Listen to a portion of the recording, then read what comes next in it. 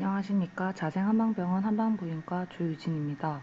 금일 제가 발표할 논문은 무릎관절염 환자에 대해서 메조테라피의 치료 효과와 안정성에 대해 분석한 논문입니다.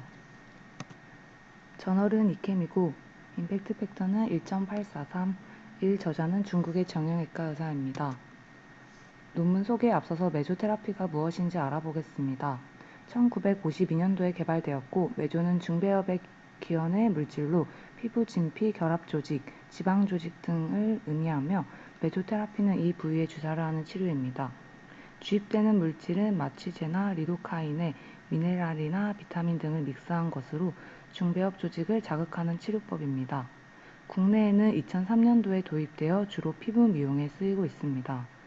치료 질환보다는 미용 쪽으로 주로 사용하며 기존 주사와의 차이는 중배엽 조직 자극, 즉 소량의 약물을 피부의 얕은 층에 수십 회 주입해서 자극을 주는 방법인데, 얕은 층에 주입 시에 확산이 더 빠르다고 주장하고 있습니다. 앱스트랙트를 보시겠습니다. 논문의 목적은 관절염의 메조테라피의 효과와 안정성을 기존 치료, 즉 엔세이드를 경구로 복용했을 때와 비교하는 것입니다. 방법은 60명의 환자를 엔세이드군과 메조테라피군으로 나누어 임상소견, 혈액검사, 워맥의 점수를 평가합니다. 결과는 메조테라피군의 환자들이 속쓰림 같은 위상과 관련된 부작용, 통증, 재발이 적어서 안전성도 좋고 효과도 좋다고 평가를 내리고 있습니다. 결론은 메조테라피가 관절염 환자에게 효과적이고 안전하므로 엔세이드를 쓰지 못하는 환자들에게 대안으로 사용할 수 있다고 제안하고 있습니다. 무릎 관절염은 이완율이 높고 기능 손실과 강직의 원인이 될 수 있으므로 치료법 연구의 필요성이 대두되고 있습니다. 일반적으로 무릎 관절염을 치료할 때에는 아세트아미노펜, 그다음 파라세타몰 같은 엔세이드계가 아닌 진통제를 첫 번째로 사용하게 됩니다. 증상이 중증도 이상일 경우에는 엔세이드를 일반적으로 사용하게 되며, 파라세타몰보다 디클로페낙이라는 엔세이드계 약물이 무릎 관절염의 통증과 기능이 효과적이라는 메타 분석이 있었습니다. 하지만 엔세이드계 사용 시 위장관계 출혈, 약물 복합 복용 위험성, 심혈관계 부작용 등의 가능성이 있으므로 엔세이드계 금기증 환자들에게는 사용할 수가 없습니다. 그래서 본 연구에서 제안하는 것이 메조테라피 치료법입니다. 이 치료의 장점은 피내로 주입하여 적은 용량의 약으로 조직 상호작용의 위험이 감소될 수 있다는 점이며, 또 이전의 연구에서 목 통증, 등 통증, 건병증에 효과가 있다는 연구 결과가 있었습니다. 연구 방법입니다.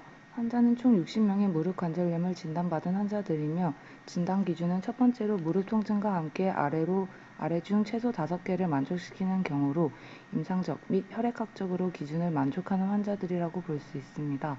두 번째로는 무릎 통증과 함께 골 증식체를 동반하는 경우로 임상적 및 방사선학적인 진단 기준을 사용했다고 볼 수 있습니다.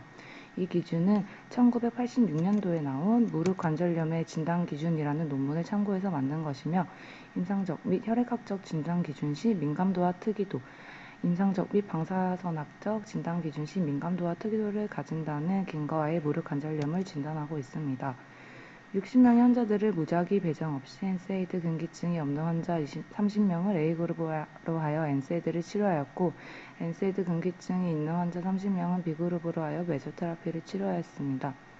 여기서 볼 수 있는 한계점은 먼저 무작위 배정이 없었던 점이고, 또 하나는 엔세이드 금기증에 대해 논문에서 명확히 서술이 없었던 점으로 어떤 방법으로 그룹 간 분류가 이루어졌는지 상세한 서술이 부족한 것이 한계점인 것 같습니다.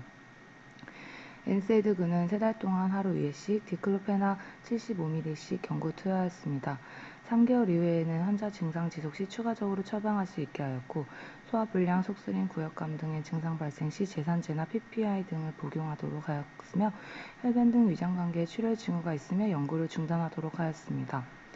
메조테라피군은 경구 진통제 스테로이드 복용을 금지하였고, 급성기 환자와 만성기 환자를 분류하여 주사를 하였습니다. 급성기 환자에는 리도카인 피록시간 칼시토닌, 만성기에는 마취제의 미네랄 칼시토닌을 섞었습니다. 기피에 대해서 2가지 방법으로 나누었는데, 2에서 3mm의 깊은 피내 주사와 1에서 2mm의 얕은 피내 주사로 나누었습니다. 인젝션 포인트는 흔히 저희가 침 치료하는 부위와 유사했는데, 무릎 앞쪽 내부위, 무릎 뒤쪽 뒷부위였습니다.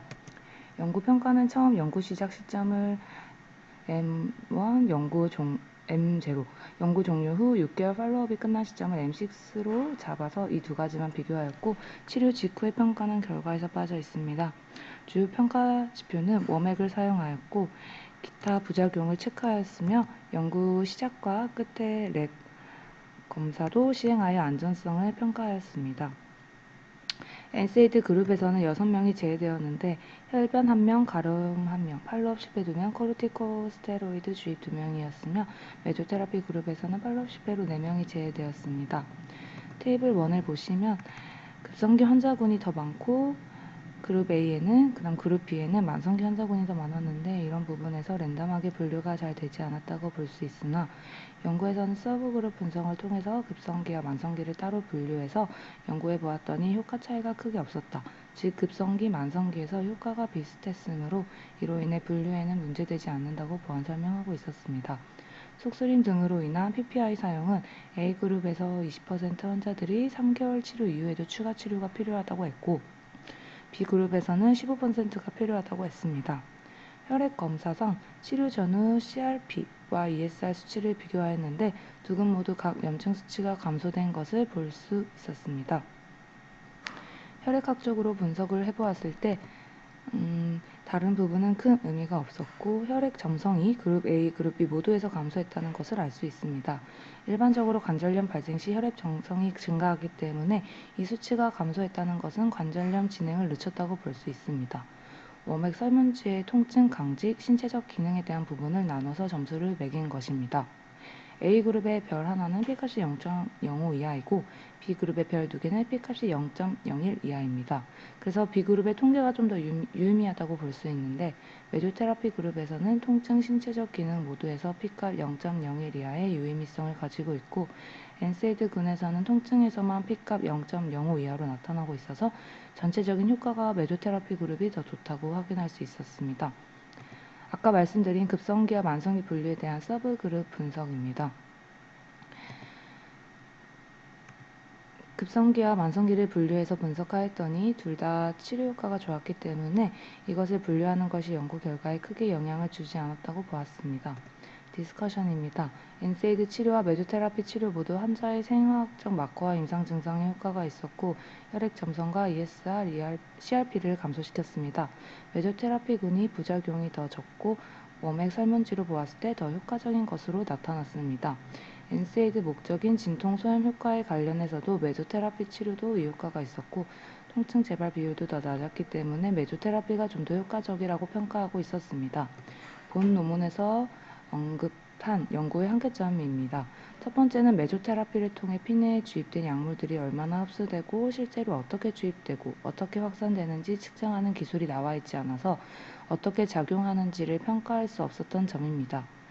두 번째는 본 연구에서 75mm 엔세이드를 사용하였는데 연구에서 사용할 엔세이드의 효과적인 용량을 몇으로 해야 하는가, 메조테라피와 비교했을 때 적절한 용량인가 하는 추정이 어렵다는 점입니다.